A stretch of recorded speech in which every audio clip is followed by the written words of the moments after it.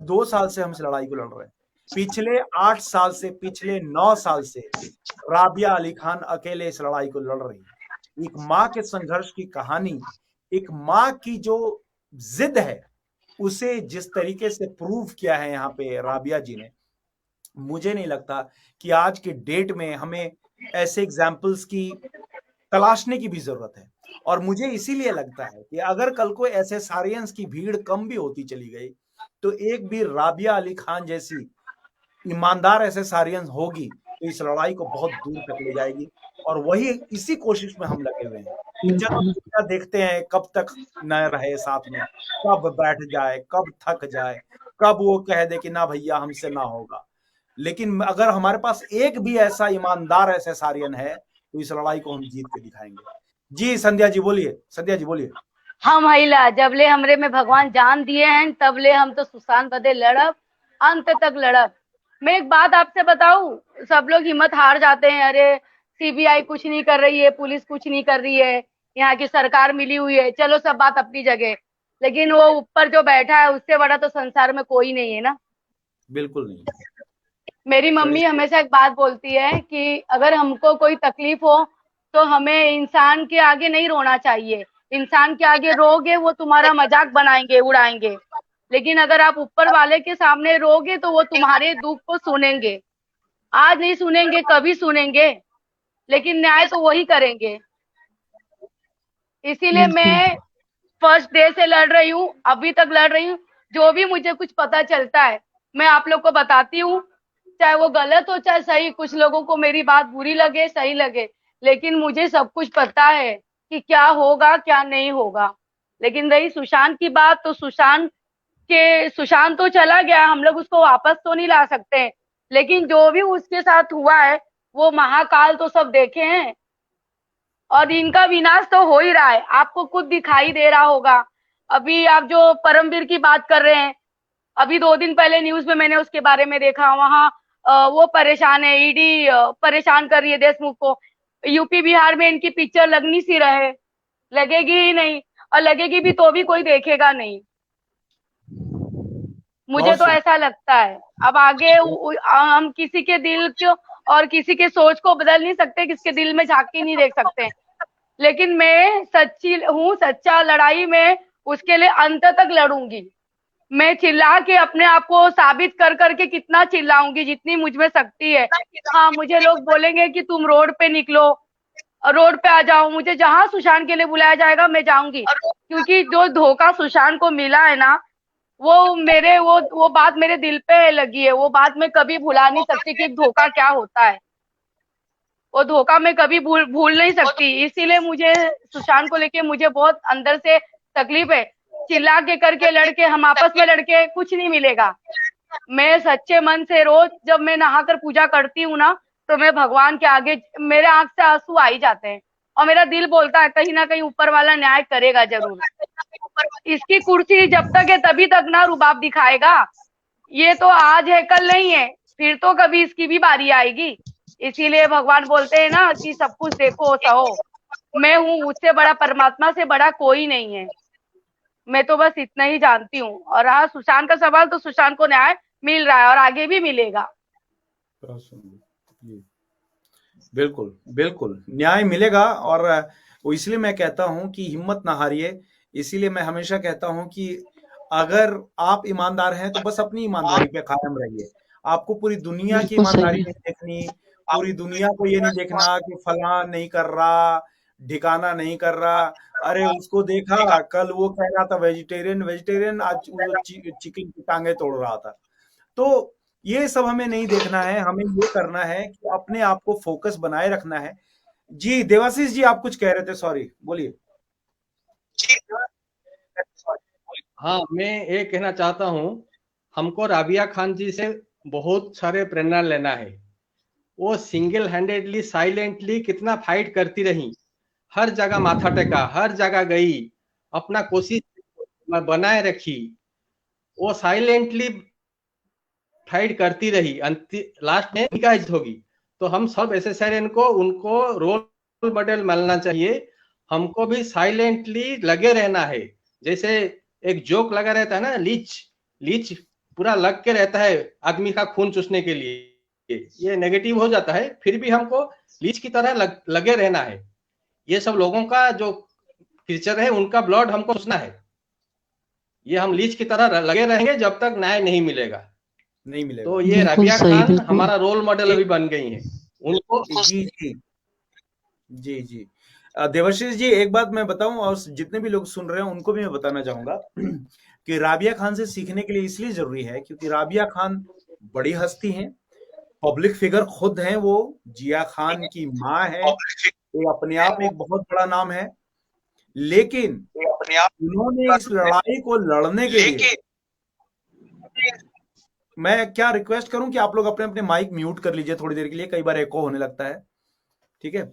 तो मैं ये कह रहा था कि राबिया अली खान जी से इसलिए भी सीखने की जरूरत है, एक बड़ी हस्ती, एक उम्रदराज महिला, बैक टू बैक उन्होंने कितने लाइव सेशन किए होंगे फेसबुक पे, यूट्यूब पे, every Saturday, every Sunday, every other weekday she was joining. ब्रिजवानी पे उन्होंने ज्वाइन किया और भी कई चैनल्स पे वो आई और हर हफ्ते आती थी, घंटों घंटों अपनी बेटी को लेकर के वो अपनी बातें रखती थी, सुशांत को लेकर के बातें रखती थी। अगर आज मैं कहूं आपको कि सिर्फ सीखना ही नहीं, उनसे जो एनर्जी लेवल आपको मिलती है ना, एक न्याय की लड़ाई की एनर्जी की, एक मां कभी हारने वाली नहीं है, एक मां कभी थकने वाली नहीं है। और सिर्फ साइलेंटली तो उन्होंने जितना दिन शांत रहा तो भी वो अपने लीगल तरीके से लड़ाई लड़ रही थी, अपने वकील को कभी उन्होंने ये नहीं बोला कि तुम रुक जाओ, तुम्हें रुक जाना है, कभी नहीं बोला, वो कंटिन्यू करती रही। और जब एसएसआर का मुद्दा आया तो बहुत से प्लेटफॉर्म खुल गए, बहुत से सोशल मीडिया प्लेटफॉर्म खुल गए, और हर उस सोशल मीडिया प्लेटफॉर्म पे जहां जहां राबिया जी को बुलाया गया, राबिया जी ने कभी ना नहीं बोला, हर एक प्लेटफॉर्म पे जुड़ी, हर एक प्लेटफॉर्म पे जाकर के खुलकर बात किया, अपनी बातों को रखा। इसीलिए मैं कहता हूं कि ये जो जिद है, जीतने की जिद, सिर्फ वही जीतेगा।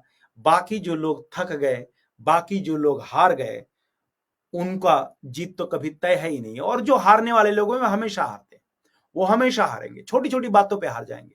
अरे छोड़ो ना, क्या करना है। अच्छा, इन लोगों के डायलॉग भी ना लिखे लिखाए होते हैं, स्क्रिप्टेड डायलॉग होते हैं, बिल्कुल स्क्रिप्टेड डायलॉग होते हैं।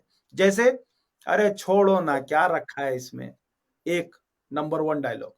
नंबर दूसरा, हो गया तुम्हारा, हो गया सीबीआई 10 महीने से लगी, हो गया, हाँ दूसरा। 10 महीने। तीसरा, अबे काहे का बे पॉपुलर होने में लगे हो बे, खाली साला पॉपुलर होने में लगा रहता है। तीसरा डायलॉग। चौथा डायलॉग, हाँ अर्नब गोस्वामी बन गया का बे, हाँ। चौथा डायलॉग। तो देखिए, मेरे कहने का मतलब सिर्फ इतना है कि ना मैं अर्नब गोस्वामी हूं, ना कोई अर्नब गोस्वामी बनेगा, सबका अपना अपना स्टाइल होता है। अर्नब गोस्वामी जी आए, सुशांत के मुद्दे को बहुत अच्छे से उठाया, विद ऑल रिस्पेक्ट। उनको जेल के पीछे पता नहीं क्या सुनाया गया, क्या दिया गया, जब से जेल से निकले चुप हो गए। कोई बात, धंधे में नफा नुकसान चलता रहता है। भाई आए, बोल के गए, कुछ काम किया, अब चुप हो गए, ठीक है, कोई बात नहीं। अब इसलिए कई लोग बैठ गए, अर्नब गोस्वामी बैठ गए तो बहुत से लोग बैठ गए, अर्नब भैया बैठ गए तो हम क्या करें भैया, छोड़ो, अब अर्नब भैया ही बैठ गए। अरे भैया, तुमको अर्नब पैदा किया क्या? अर्नब तुम्हारा भैया भगवान थोड़ा ना है। At the end of the day he is a journalist, at the end of the day he is a businessman, he will do whatever works for him. He did it for Sushant, he got the TRP, number 1 पे पहुंच गया, 4-5 studio और खुलवा लिए, अच्छी बात है। Risk लिया बंदे ने, ऐसा बात नहीं है, इसके लिए मैं शाबाशी देता हूं, बहुत बड़ा रिस्क लिया, जेल के अंदर भी गया। पर कई बार मुझे लगता है कि जेल में जाना भी षड्यंत्र का हिस्सा था, सॉरी टू से दैट, मुझे लगता है, ये मेरा मानना है कि आजकल हर चीज मुझे षड्यंत्र नजर आता है, हर चीज मुझे जालसाजी नजर आती है, हर तरफ मुझे फ्रॉडनेस नजर आता है। तो जो भी है कि कैसे शिवसेना ने आकर के कहा कि अर्नब तुम चुप होगे कि नहीं होगे, तो ऐसे कैसे चुप हो जाऊं, मैं तो पब्लिक फिगर हो गया हूं, लोग मुझे पूछ रहे हैं, लोग मुझे जान रहे हैं। अच्छा, let's make a story then, हम अपनी पुलिस भेजेंगे, तुमको जेल में उठा करके ले जाएगी, फिर जेल के अंदर तुम्हें रखेगी, फिर उसके बाद तुम चुप हो जाना, बहुत सारे सपोर्टर बोलेंगे कि भैया अर्नब का भी फैमिली, अर्नब का भी परिवार है, उसको जेल में जैसे ले गया था। देखिए, हो सकता है कुछ लोग मुझे अभी गालियां दे रहे हो सकता है मुझे लोग बहुत कुछ बोल रहे हो, लेकिन जिस तरीके से खामोशी अर्नब की तरफ से आई है, मुझे तो यही लगता है कि ये सब का सब गेम था, गेम प्लान का एक हिस्सा था, और अर्नब अब बिल्कुल ही खामोश हो गए, कोई मतलब वो नहीं है, कोई जानबूझ के किया गया ये सब उसको, ताकि वो सुशांत के लिए आवाजें बंद कर दे। जान करके उसको उठाया गया है और कोई प्लानिंग नहीं थी। नहीं बीजू जी, मेघवानी जी, कुछ भी हो सकता है इस केस में। हो सकता है पूरा लिखा लिखा था, जेल के अंदर जाना, जेल के अंदर से निकलना। आपने एक चीज गौर किए होंगे, जिस दिन उन्होंने जेल से बाहर आए थे, सबसे पहले वो रिपब्लिक स्टूडियो में गए थे और वहां जाके उन्होंने अनाउंसमेंट किए थे कि वो 1 साल के अंदर 11 भाषा में वो अपना चैनल खोलेंगे। और उन्होंने अभी तक 2-3 भाषा में उन्होंने खोल भी दिए, बांग्ला में भी लॉन्च कर दिए, मराठी में भी लॉन्च करने वाले ऑलरेडी 2-3 उन्होंने खोल चुके हैं। तो इसमें बहुत बड़े कुछ ना कुछ तो षड्यंत्र इसके अंदर जरूर है, क्योंकि वो जिस दिन निकले थे उसी दिन उन्होंने अनाउंसमेंट किए थे कि 11 भाषा में खुलने वाले हैं। तो इसके पीछे बहुत बड़ा राज है। देखिए, बिल्कुल यहाँ सही। पे एक बहुत खूबसूरत बात जीवन दीक्षित शर्मा जी कह रही हैं कि सुशांत की फैमिली को भी राबिया जी की तरह फाइट करनी चाहिए। हर कोई राबिया जी नहीं बन सकता। जीवन जी, आपने बहुत अच्छी बात कही है, और मैं काश ऐसा होता कि जिस बहन ने अंकिता लोखंडवाल की तारीफ की, उसी बहन ने जस्टिस की लड़ाई को इतनी जोरदार तरीके से उठाया होता और इसे अभी तक जिंदा रख पाती। वो रखने में कामयाब नहीं रह पाई है, unfortunately. I don't see that thing is actually happening from the family side. Family side मुझे नहीं लगता कि राबिया अली खान दूसरी पैदा होगी, और ना सुशांत की बहनों में वो दम है कि राबिया अली खान की तरह लड़ेंगी। आज मैं खुले मंच से आपको कहता हूँ, क्योंकि राबिया अली खान एक मिसाल है, और राबिया अली खान ने ये प्रूव कर दिया है कि अकेले भी लड़ाई लड़ी जा सकती है। भीड़ तो आज बनी है। बोलिए। सुशांत की फैमिली नहीं है, लेकिन हम हैं। हमें जरूरत नहीं उसकी फैमिली की, वो चाहे आया ना आए, हम खड़े हैं और हम खड़े रहेंगे। एक चीज मानना पड़ेगा पीहू जी, इमोशनली हम लोग बहुत कुछ कह सकते हैं, लेकिन सबसे बड़ी बात है कि फैमिली का सपोर्ट इस लड़ाई में सबसे जरूरी है। अगर फैमिली बैक ऑफ कर देती है, फैमिली कहती है, अब आप देखिए पवित्र रिश्ता को बहुत ज्यादा फायदा पहुंचा है। श्वेता जो श्वेता कीर्ति सिंह ने जब से बोला है, पवित्र रिश्ता को फायदा हुआ है, क्योंकि आप मानिए चाहे ना मानिए, ऐसे सारे सब भी बहुत ज्यादा श्वेता जी की बात को मानते हैं। वो भूल गए कि वो अंकिता ने छोटू बोला था, मोटू बोला था, नो वन केयर्स। अब कहते हैं हाँ पवित्र रिश्ता आ रहा है मानव के नाम पे।